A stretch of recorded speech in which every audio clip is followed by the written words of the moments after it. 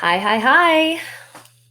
Welcome, everybody. Yeah, I'm jumping in on Thursday. Sent a little notice out, so happy to be here with you all. I'm just going to jump over real quick to get any last kind of member requests so that they can jump into and get in here. So I'm going to do that. Accept, accept.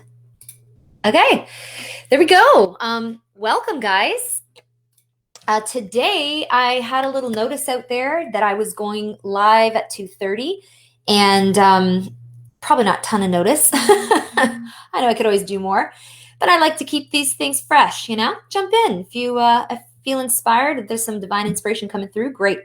But I am going. It's funny because I have this huge conference that's in Pacific time, so I've been doing these long conferences at night. And let me know if any of you have been doing any big online conferences. Like I'd normally be traveling down in the States to do this conference, but we're all doing it online. They find a way to keep it very fun and interactive. So that's why, that's where I'm going next. But we have a good half hour. It's not going to take that long because what we're talking about today is this thing called resume marketing. And we need to address it because for a lot of you, it is killing your leads. It's just killing your sales leads. It's killing the opportunities that you want to have at this point in your career, right? So basically, for those of you who might be jumping on for the first time, I want to say hi.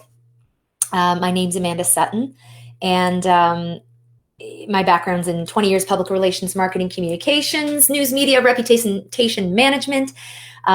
So kind of putting those goggles on, what I've been able to do is get my clients out in front in the right way. But I've noticed along the way that as this 20 years, even 15 years ago, 10 years ago, 5 years ago, in conjunction with all the new marketing things that were coming out, there has to be a shift in the way we are presenting ourselves here. And the way you don't want to be presented is the sales guy. The way you don't want to be presented is feeling like you are been at this forever, and then you're walking home from a free speaking engagement just feeling like you were peddling books all the time. You're like, well, what's the fun in that? I don't feel like an expert. I don't feel like someone who's been doing this for 20 years. So let me know, first of all, for those of you joining us, does this sound like you? Kind of maybe you're getting, maybe you're just struggling with kind of knowing what to say, and your fear you're getting lost in the noise, right? Number one. Number two is that you keep changing your pricing. You keep changing it every opportunity and every pitch because you're not really sure, and you've kind of never figured out what you're worth or what the value is. Maybe you get these, maybe you're kind of getting the opportunity to be in front of people, but there's this lukewarm kind of engagement, whether it's you getting the engagement or speaking a workshop or someone else. It's kind of this like nothing happens. There's this like inert hum after your talk that we're like, no one's engaging. You're like, hello, and you're testing the mic. Like there's no follow-up questions. There's no follow-through. They're just like, okay, thanks. And they're on to the next booth. I just want to make it clear that everything we do in this group is to address a certain group of individuals who are really scared that this right now, what they're doing, may be as good as it gets for them. Maybe you're thinking that right now. Your business is as good. My skills, I've never known more. I've never had so much experience. And at the same time, I feel like a complete newbie at all of this. That's who this is for. And that's why I'm really glad that you're here or that you're catching this on the replay. So today, what we're talking about is this resume marketing thing. And I have my notes here. Bottom line, we're going to talk about what it is, obviously why you keep doing it, and how it's killing your sales leads. So here's the deal. I get it. Okay. You need to market. You need to have your stuff out there. And I get why you're doing it is because everyone's telling you, do this, be here, go here, say this, form it this way, and push it out over here and spend money over there. It's impossible. I want you to think of resume marketing as any time you sit down to market and go, I'm going to tell people what I do and not how I think. Anytime you sit down to create any piece of content, you have to understand that it's all about, am I telling people and trying to show and demonstrate what I do? Or is this an opportunity to show them how I think and why I think this way? That actually means less writing than you would think. What I mean is it actually means less work in the long run for a lot of you as well. So, because what you bring, if you bring what you do, right, versus how we came to this, or how I've come to this conclusion, what my insights are about this, people are going to think it stops there. So a lot of our marketing is just sounding very transactional. And I'll explain a little bit more what this looks like and could feel like if you're not sure am I doing this? Like, I don't know. This is how I was told. This is all I was told to do. I'm not a marketer. I get it. So this is why I'm here. I'm trying to shorten the line for you. I'm trying to shorten the line. I'm trying to cut through getting you from where you want to be with your business. So here's the thing. The other thing that it is people are thinking that, once you have that tagline, something that you feel really good about in your marketing, ooh, I feel really good. Ooh, that sounds good. And you haven't kind of done the digging or a little bit of research. You're just happy. And you're happy because you're like, hey, I got it done. I said I would check the box and it's done and it's out there. But what you don't realize is that you have to ask the question is, well, what I've put out, is it what they need? Because that's all that matters. If it sounds punchy and it sounds clicky and it sounds snappy, that's fine. They might not call you on it like, hey, I that sounds like so-and-so's stuff. They might not. They might just say, hey, cool, sounds great. But if it's not, if it isn't what they need to hear, it won't land. It won't bring you the engagements and the invites in this thought leadership form of marketing that we're talking about. The resume style writing, and this is a great analogy. It's, okay, picture RFPs, okay? Great example. RFPs are a great example of this. If you're consultants or if you've worked in the corporate space, you get this. It is like putting all of your guts on the table and leaving it there. And someone comes in a room and they're like walking down the table like this. And they're like, okay. And everyone else's like guts and heart are out on this table, ready to be judged and ready to be picked through, ready to see how they measure up. And that is the only criteria. So you know that feeling. But if all you have to show in your marketing, your sales, your proposals, your pitching, your packaging is what you do and why you've been doing it so long, without communicating that extra level, then that's exactly how it will feel. It will feel completely transactional because I promise you, they're sifting and sorting. They're basing you on price. Now they're comparing you over here. Now they're comparing you just on, well, they have 4 things in their package. This person has 2. How are you going to communicate the value and why that's important? It's like doing that all the time, just sending out RFPs. It's garbage. It is not the way to win anybody. It's not the way to win business. Number one, yes, you have to do it. I get it when you're at a certain level and you're scaling and I get when you're at certain company to do that. But when it comes to your individual or your personal marketing, even your corporate branding, I teach people in corporations this too, you need to understand there's another level. So how do you do that? Oh, the best other analogy I have, actually the number 2 is where does it show up? I wanted to cover that quickly. Well, first of all, it's showing up everywhere. It's showing up in your website, the way it's written. It's showing up in your ads. It's all over your ads. It's all transactional. It's all transactional. There's no, even if you are doing ads or you have deigned the prospect of actually starting any online ad campaign, so good luck to you. There's other ways of getting clients, but anyway, it's okay. I get it. It's in your copy. It's even in your blogs, and it's sometimes creeping over into your more professional content. This transactional language and this kind of resume style, case study style marketing. Case studies, there's a place for that. That is a form of thought leadership. There is a place for that. There's a place for demonstrating the experience you have. But some of you are just using it everywhere. And that's what I mean by this resume thing. Think of a resume as The resume or the sit-down interview? What gets you the job? Is it the resume? Is it the interview?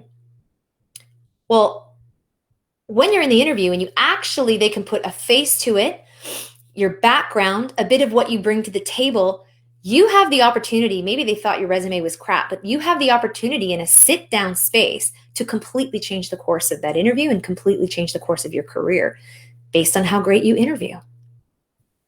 And this is not interviewing 101 or, front facing skills 101, although those are skills we have.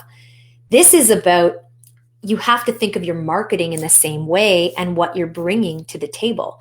So is it this resume style, or are they having an opportunity to sit down with you, understand how you think and how you feel? It's the best analogy I can make, because the rest is making you sound like you have something to sell. The rest is making you sound like you have something to sell. But what you are here to do and what everyone else doesn't know yet, people are just catching on. I only invite a few people, select people at a time into this group. It's a very select group of people that are catching on that they're actually not here to sell. You're here to shift and to change and to transform, right? You might have heard that in different ways before. You're not even all here to be coaches. I don't care how the business model, that you end up structuring, but your job in marketing isn't to sell. You need to think of stepping. If you're going for this level of expertise, you need to be stepping into something else. You actually also have to be waiting for more of the long game here. Because if you have a product to sell, you need to get it out. It's very obvious. They compare it ABC. Does it do this? Check the boxes. And what's the price? But you're not just a product. Your brain and your experience and your message is not just a product. So the more venues and the more opportunity you have to step out into that arena, the better. So points made so far, I just want to cover because there's people coming in and out, is the resume versus the RFP analogy, where you're just kind of crabs in a bucket, hoping that you'll be picked because of what you've done or how great your logo is or whatever the things that are distracting you from the real problem. Is your crabs in the bucket, and the one that hustles first and tries to jump out gets the gig, gets the deal, gets the attention. So that's this, relying on that. It's so much of a sweeter ride when you rely on your expertise. It's so much more of a joyful, impactful ride when you build a business this way, I promise you. So we've covered, what is it? Resume marketing is when you show up, every time you go to market something or say something or do something in your business that answers, talks about what I do, not about how I think. What I do, not how I think, that's resume marketing. We also covered, where does it show up? We said websites, your blogs, your content. It's showing up in your ads. It's just very transactional. It feels like the resume you would hand in to get a job, an RFP you would put in among everybody else. So the third thing I want to cover is, guys, why it's killing your leads. And by this point in the conversation, it's probably pretty obvious, but what I wanted to make is when you're in that, when you're corralled into a group among everyone else, just the other consultant, you're using language like everyone else, you're talking to leadership or whatever, but you're all doing the things over here. So it's kind of confusing. You're speaking to health, but no one really knows, exactly the specific area you're in. Whatever it is, you're killing your leads. And sure, you're going to have good days. You're going to have a couple days where one or two people, and maybe that's what you're used to. Like, I'm sure you're just used to only getting a couple of leads to follow up with. So this might not feel that bad. You might tell yourself, well, it's not that bad. Or if you're like, well, I had a couple people get in touch with me this month, or whatever it is, or my old clients love me. No, I'm not getting any new clients, and I don't know how I would do that, but I'm okay. So if we keep telling ourselves this, it's just keeping us stuck, and you might get those pebbles thrown your way. You have friends, you have an old network, you have people that might throw you a bone or think of you during an event. But here's the reality, and I wrote it down because it was really important. The reality is you don't always get the invite and you don't always get the sit down one-on-one. So what are you going to do? How are you going to make sure that your message and your impact rises to the cream of the crop? I don't even want you in the bucket with the rest of the crabs. You're over here doing your little crab dance, helping all the other whatevers that you're destined and you're meant to help. Let them vie for that stuff. There are so many consultants, guys. Let them go after that. And I'm telling you, it is the only way. And research and in these last few years, especially 2020, has demonstrated that it's the only way. But so because you don't always get the sit down, because you don't always get that opportunity, here's where this comes in. It's the consistency. It's the consistency of your message. And if your message makes someone say, whoa, you're not going to be an RFP. Has anyone taken an RFP or request for proposal or a thing where you just dumped all your stuff in, all the knowledge you have, and look at all the clients you've worked with? I'm saying there's a place for it all. But has anyone seen that and gone, wow, this person knows something I don't?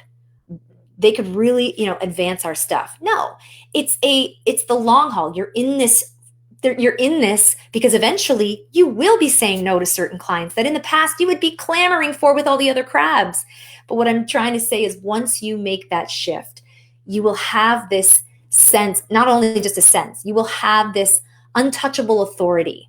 Okay, you're going to receive these regular invites to share what you think, to shift maybe that audience in a new way, to pique people's curiosity and have them come around you to buy larger packages because now they understand you don't just have something to sell.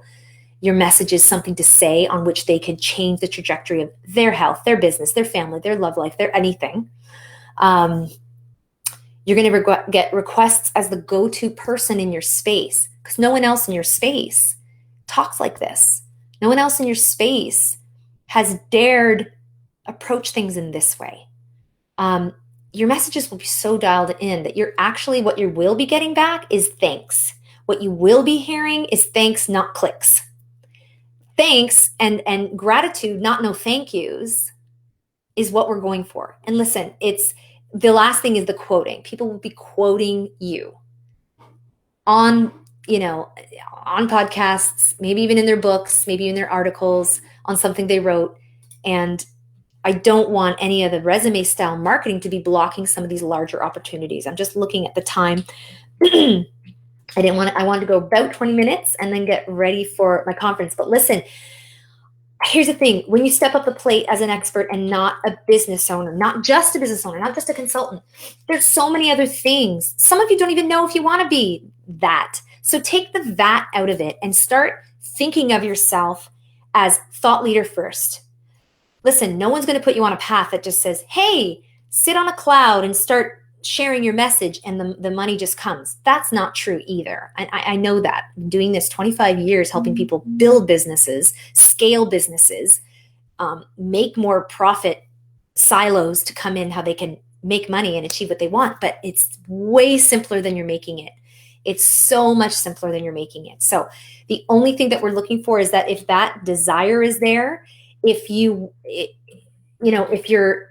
dying to just stop doing things, stop being transactional, stop with the sales language, stop sounding like everyone else, and I'm saying this again, and to actually have that untouchable authority and have people in this day and age, when someone says to you, I've never heard that before, or that was actually valuable, you take that as a badge of honor and you run with it and you keep going. But a lot of you haven't heard that in a very long time. Listen, I am here to, if you're ready to stop kind of mucking around, I'm here to sit down with you. I'm here to help you sort that out. Hoping that a couple of you even will pipe in on what those conversations are like. There's just tons of value, oodles and noodles out the wazoo. There's nothing to be had except discovering where you are on this journey. If there's the next step waiting for you, great. If not, I love it. Just keep contributing here and keep keep learning. Maybe there's some pieces of the puzzle you need to put in place before you're ready for what we're talking about here. So I would, if I were you, I'd rather know that now than way down the road. So love this, love the venue. I thank you so much. I know I didn't give a ton of time for this, but you guys are so great showing up and leaving your comments, even if you catch it on the replay. Thank you so much. And I'm going to come back. Usually every Thursday, I do more of a deeper dive. If you like this, get other people into the group. That's cool. And sometimes I try to get these out in an email to share them. Oh, I'm starting a little YouTube channel so that if you've missed these and you're not in the group, people will be able to find them there too. And that, again, takes kind of no effort for me. I'm just getting someone to compile, again, all my expertise, not making work for myself. You get to open another channel that's actually valuable for people without starting a podcast. So there you go. I'm taking my own advice. Thank you so much, guys. I know I got to jump in StreamYard because eventually I will. And your comments come up later. So I apologize if I'm not being totally interactive this time around. But yeah, I love you all, you guys. Thanks for sticking with me, for listening. And I look forward to getting to know those of you I haven't talked with before. Thank you so much. And you have a great rest of your afternoon, rest of your day. Catch you on the other side. Ciao.